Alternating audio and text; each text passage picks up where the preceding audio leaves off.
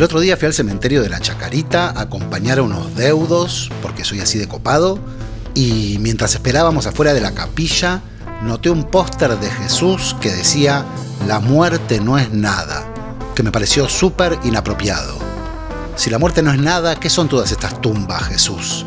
¿Qué es este lugar de piedra y tierra?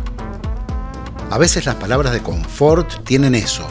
Intentan ayudar mediante una negación de lo evidente, una desconexión con lo real.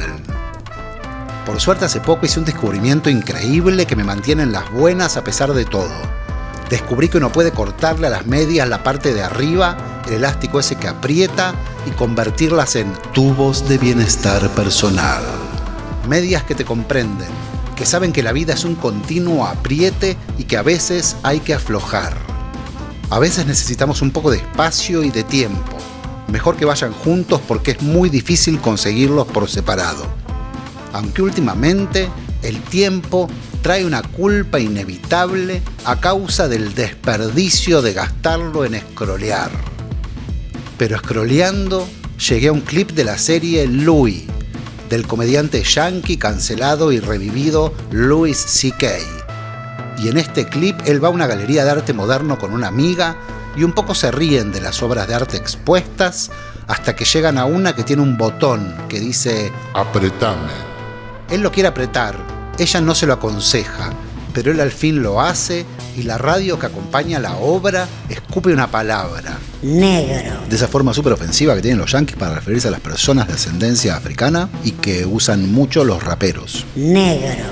Y quizás porque vi este clip, después YouTube me sugirió un microdocumental sobre la pintura famosa y revolucionaria para el mundo del arte, El cuadrado negro sobre fondo blanco de 1915 de Kazimir Malevich, que al parecer durante 100 años guardó un secreto revelado justamente en su centenario, en 2015, cuando decidieron analizar el cuadro bajo rayos de ver lo invisible, llamados misteriosamente rayos X.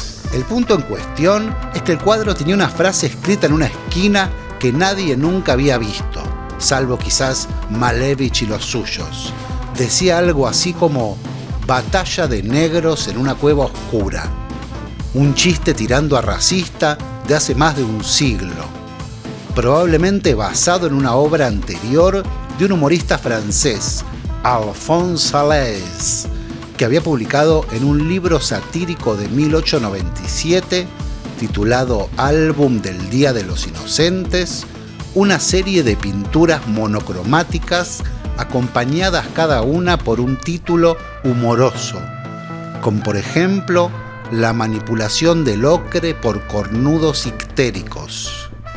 La ictericia es una condición causada por la acumulación de bilirrubina que hace que la piel y los ojos se pongan amarillos.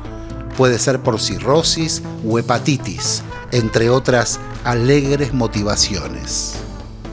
Después está también la primera comunión de niñas cloróticas en la nieve. Clorótica quiere decir anémica.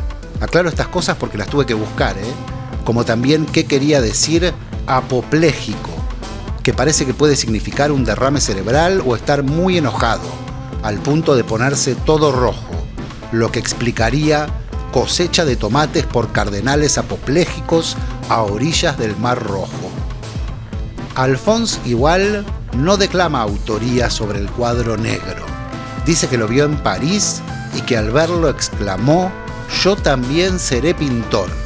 Entiendo que consideraba que cualquiera podía pintar un cuadro todo negro, o todo rojo, o todo blanco, y ese es uno de los cuestionamientos que aún hoy se le hacen al arte moderno. Esa idea de que es medio una chantada y que cualquiera podría hacerlo, mucho más en la era de la IA. Lo irónico quizás es que hoy las máquinas se usan para generar un arte que emula un virtuosismo, un fotorrealismo, un estilo barroco incapaz de lidiar con el vacío de la no representación, del modo que lo hacían vanguardias como el suprematismo ruso del que Malevich era parte. Y también borronea la muchas veces incómoda figura del autor, que tiene opiniones, tiene una vida, que en muchos casos no es pulcra ni virtuosa, ni blanca ni negra, y nos obliga a sumergirnos en ese molesto mar de grises.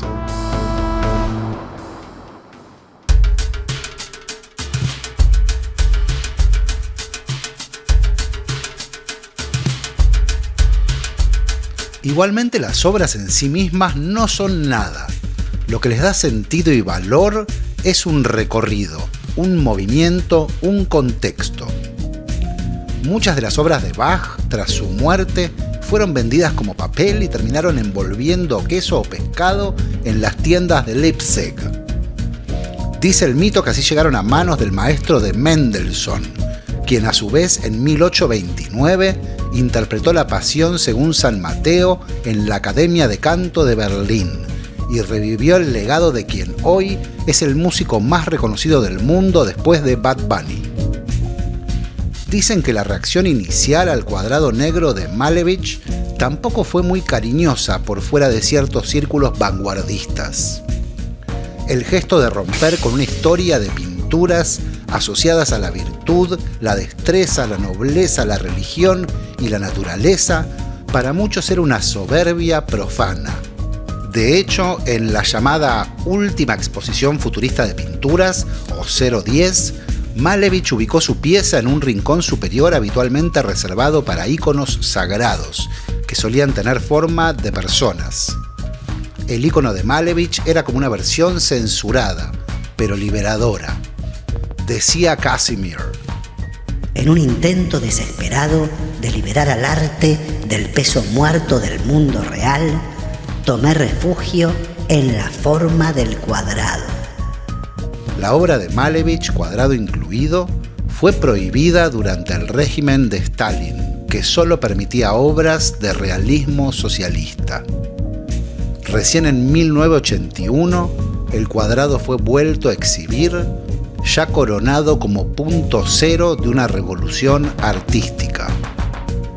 Hace unos 10 años, el escultor británico Anish Kapoor compró los derechos exclusivos para el mundo del arte de la pintura Vanta Black, que absorbe el 99,96% de la luz. En su debut en Estados Unidos, Kapoor puso en una esquina superior un triángulo negro. Una obra hipertecnológica y con derechos exclusivos y con un vértice menos que la de Malevich. Definitivamente, progreso.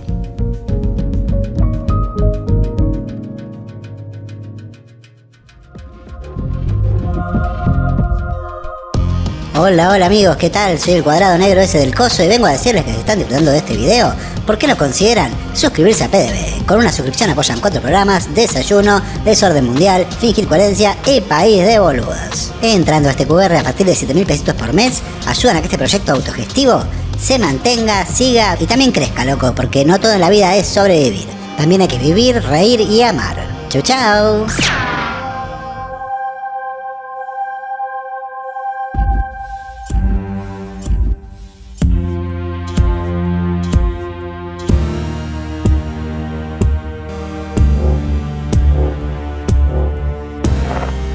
Continuando con la onda de ser un intermediario entre mi algoritmo de Instagram y ustedes, en estos días me aparecieron 2 filósofos a traer una misma idea.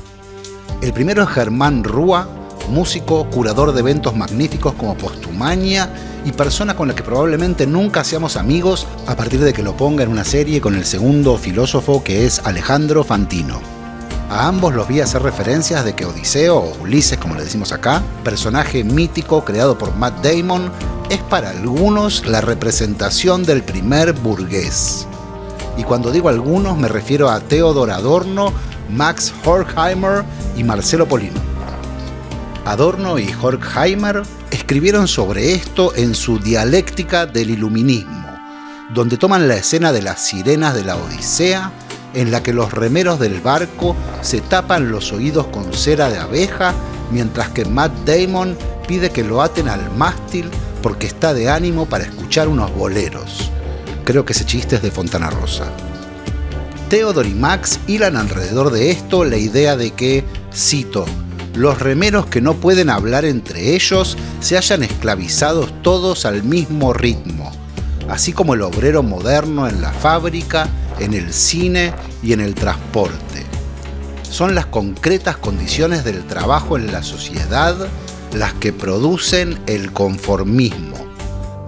También dicen la sordera que ha caracterizado a los dóciles proletarios desde los tiempos del mito no representa ninguna ventaja respecto a la inmovilidad del amo. Y esto quisiera unirlo a la idea del moderno progresismo. Aclaro antes que, como le pasa a algunas personas que son re de Aries, yo soy re progre, hijo artista de profesionales, votante de izquierda en primera vuelta y de peronismo en el balotaje, cristinista por la vibra, fumo cigarrillos armados, por la calle me gritan socialdemócrata. Y como bien pensante comprendo a todo el mundo, a todes. Y creo que ese es uno de los problemas del progresismo actualmente. La consideración de que hay quienes no escuchan las grandes verdades y con eso se justifica la propia inmovilidad. Como el arte tiene a la crítica y a los museos para interpretar el sentido y valor de las obras, la realidad tiene a los progresistas para explicar las pulsiones y deseos de las masas. Durante un tiempo el progresismo y el campo popular tuvieron su romance en la primera época de aquel animal mítico conocido como kirchnerismo. Pero esta relación pronto se resquebrajó, primero por la reaparición de ciertos aspectos conservadores del PJ, que desde hace bastante tiene problemas con su ala izquierda y que enfrentó a muchos militantes a la difícil tarea de votar para presidente a Daniel Scioli, y después por la sensación de fracaso que dejó el gobierno de Alberto, en el que hubo cierta tokenización de movimientos como el feminismo y de las identidades de género. De hecho, en la entrega del primer DNI no binario, la persona receptora de tal bendición se abrió la campera para mostrar una remera que decía «No somos una X». ¡No somos una X! Otro problema del progresismo seguramente sean los progresistas señalando los problemas del progresismo. Esto lo desarrolla Mark Fisher en su ensayo Salir del castillo de vampiros, donde el castillo del título sería una representación de parte de la izquierda contemporánea, universitaria y tuitera. Fisher señala 5 leyes de este castillo. La primera es: individualiza y privatiza todo. La paradoja es que mientras la derecha predica individualismo, a la vez actúa en solidaridad como clase, y la izquierda habla de colectivismos pero persigue, señala y denuncia individuos. Lo tremendo es que en esta crítica de lo que después pasó a llamarse cultura de la cancelación, Fisher defiende fuertemente a Russell Brand, comediante británico que terminó por volverse trampista y que enfrenta diversas acusaciones de abuso. Punto para los que lo cancelaban, supongo, pero bueno, qué sé yo. En el ala local leí 2 cosas que me parecieron notables. Una es un artículo de Santiago Hernández en revista Panamá, Una generación al costado del Estado, en el que cuestiona la idea de una juventud apolítica o esta otra noción de que la rebeldía se volvió de derecha. Más bien señala algo que llama más incómodo, una generación que ya no organiza su experiencia con las categorías desde las que la política insiste en traducirla.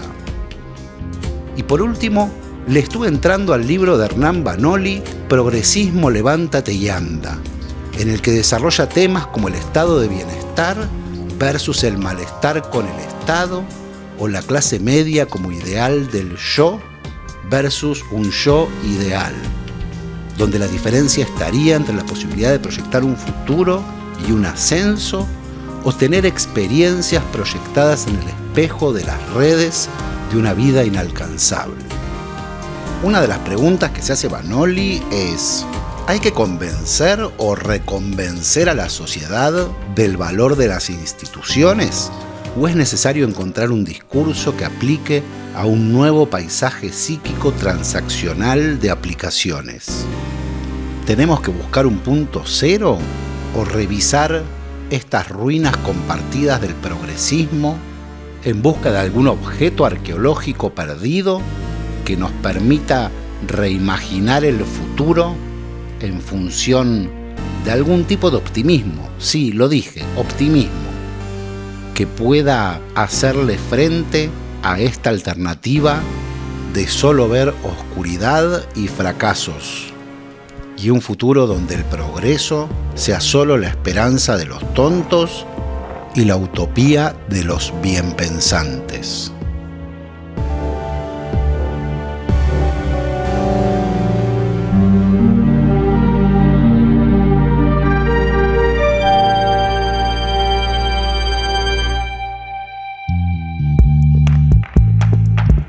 Bueno, mi gente querida, otro capítulo de Fingir Coherencia que se nos fue. Como siempre, estas son mis opiniones, hoy algunas quizás un poco más polémicas que de costumbre, así que leo las suyas en comentarios. El capítulo pasado estuve medio guachiturro y no le contesté a nadie, no sé qué onda, no sé qué pasó, prometo que no va a pasar lo mismo en este, así que quienes comenten, conversaremos. También les comento que el miércoles que viene vamos a tener Fingir Presencia en Casa Brandon, con una invitada súper especial que pronto les comentaremos. Y recuerden que quienes son aportantes del proyecto entran gratis, así que es una gran oportunidad para meterse en este QR, una suscripción mensual de 7.000 pesitos y entradas gratis para todos los Fingir Presencia del año, gente, para todos.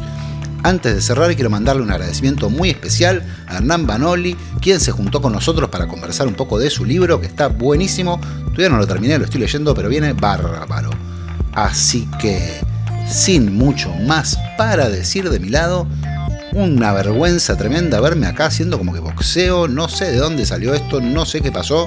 Voy a tratar de ponerme un poco más las pilas con esta jornada de grabación, porque no sé qué es esto. Un poco de deporte por lo menos hice.